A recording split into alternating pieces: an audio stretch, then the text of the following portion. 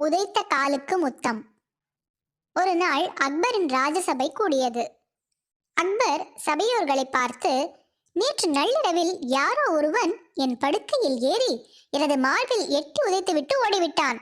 அவனை யார் என தெரிந்தால் என்ன தண்டனை கொடுக்கலாம் என்று கேட்டார்.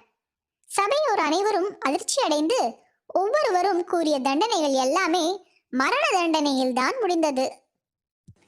பீர்பால் மட்டும், சக்கரவர்த்தி அவர்களே, உங்களை உதைத்த கால்களுக்கு தங்கம் வைடூரிய கொலுசு செய்து போட்டு முத்த மழை பொழியுங்கள் என்றார். கொலுசும் முத்தமுமா? என்ன கூறுகிறாய் பீர்பால் என்று சபையோர் அனைவரும் திகைப்புடன் பீர்பாலை பார்த்தனர். ஏன் அப்படி சொல்கிறீர்கள் என்று அக்பர் கேட்டார்.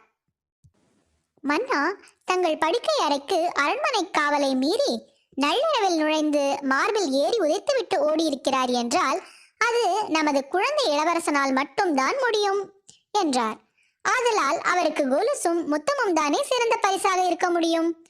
பீர்பாலின் மதியுகத்தை எண்ணி அக்பரும் சபையில் இருந்த அனைவரும் வியந்தனர். நீதி: நடந்த நிகழ்வை நன்கு ஆராய்ந்து பார்த்து பிறகு முடிவு எடுக்க வேண்டும்.